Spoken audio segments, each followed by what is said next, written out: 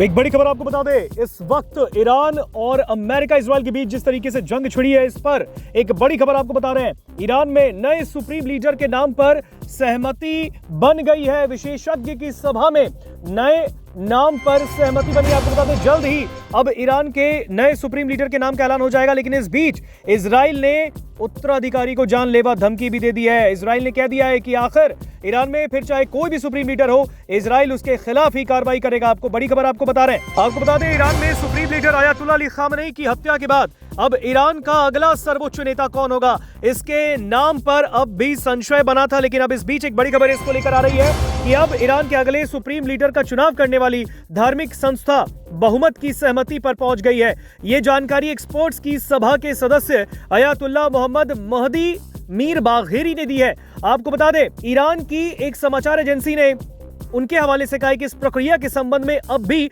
कुछ बाधाओं को दूर करने की जरूरत है। हालांकि इस बीच एक बड़ी खबर आपको बता रहे हैं, ईरान के संविधान के तहत देश के सुप्रीम लीडर को चुनने का अधिकार 88 सदस्यीय विशेषज्ञ सभा को दिया गया है। ये एक एक्सपर्ट्स की सभा होती है। आपको बता दें, ईरान पर 37 सालों तक शासन करने वाले खामेनेई की 28 फरवरी को तेहरान पर अमेरिका इजराइल के हमले में जान चली गई, जो उस जंग की शुरुआत थी जिसने अब पूरे मिडिल ईस्ट के कई हिस्से को अपने चपेट में ले लिया। लेकिन इस बीच अब इजराइल के सेना ने भी बड़ी चेतावनी दी है।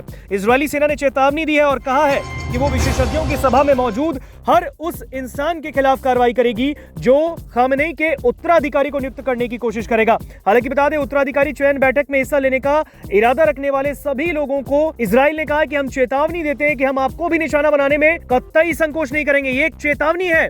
इजरायली सेना ने रविवार को एक्स पर एक पोस्ट भी शेयर की और फारसी भाषा में इस बात को कहा है। एक बड़ी खबर आपको बता रहे हैं, मीर बाघेरी ने कहा है कि नेतृत्व का निर्धारण करने के लिए बहुत कोशिश किए गए और एक निर्णायक और सर्वसम्मत राय पर सहमति बन गई है। यानी कि ईरान के नए सुप्रीम लीडर के नाम को लेकर सहमति बन गई है। हालांकि उन्होंने आगे कहा है कि संस्था के एक अन्य सदस्य हुज्जतुल इस्लाम जाफरी ने कहा कि उन्हें इस बात का अब भी उन्हें उम्मीद है कि सभी ईरानी लोग जल्द से जल्द इस पूरे मामले पर संतुष्ट हो जाएंगे। उन्होंने कहा, तीसरे नेता के चुनाव में देरी सभी के लिए अप्रिय और अवांछित है और कोई विकल्प नहीं, और इसलिए हमें इस कठिन वक्त में अपने प्रतिनिधियों के बारे में बुरे विचार नहीं रखने चाहिए। आपको बता दें, ईरानी मीडिया रिपोर्टों के मुताबिक विद्वानों के समूह में इस बात पर मामूली असहमति थी कि उनका अंतिम निर्णय व्यक्तिगत बैठक के बाद लिया जाना चाहिए और या फिर इस औपचारिकता का पालन किए बिना जारी किया जाना चाहिए। एक्सपर्ट्स की सभा के एक अन्य सदस्य अयातुल्लाह मोहसेन हैदरी अल-कासिर ने रविवार को बताया है कि मौजूदा परिस्थितियों में अंतिम मतदान के लिए सभा की व्यक्तिगत बैठक अब भी संभव नहीं है। उन्होंने कहा कि खामेनेई की सलाह के आधार पर एक उम्मीदवार का चयन किया गया था, जिसमें कहा गया कि ईरान के शीर्ष नेता को दुश्मन के द्वारा प्रशंसा किए जाने के बजाय दुश्मन द्वारा नफरत का पात्र बनाया जाना चाहिए। और यहाँ तक कि सबसे बड़े शैतान, उन्होंने इसमें अमेरिका का जिक्र किया, उनका नाम लिया, कहा कि अमेरिकी राष्ट्रपति डोनाल्ड ट्रंप द्वारा दिवंगत सर्वोच्च नेता के बेटे मुस्तफा हुसैनी खामेनेई को अपने लिए अस्वीकार्य विकल्प बताने के कुछ दिनों बाद इस बात पर फैसला लेने की घड़ी आ गई है। तो बड़ी खबर हम आपको बता रहे हैं। आपको बता दें, ईरान के supreme leader Ayatollah Ali Khamenei की हत्या के बाद अब उनके खाली हुए पद को भरने के लिए असेंबली ऑफ एक्सपर्ट्स यानी विशेषज्ञों की परिषद ने नए उत्तराधिकारी के नाम पर लगभग सहमति बना ली है। ईरानी समाचार एजेंसी के मुताबिक परिषद के सदस्य अयातुल्लाह मोहम्मद महदी मीर बाघेरी ने पुष्टि की है कि नेतृत्व निर्धारित करने के लिए बड़ी कोशिशें की गई और एक निर्णायक और सर्वसम्मत राय अब बन चुकी है। हालांकि सुरक्षा कारणों और कठिन परिस्थितियों का हवाला देते हुए अभी तक नए नेता के नाम की आधिकारिक घोषणा नहीं हुई है। हालांकि इस पर जल्द ही ऐलान करने की बात उन्होंने कह दिया है।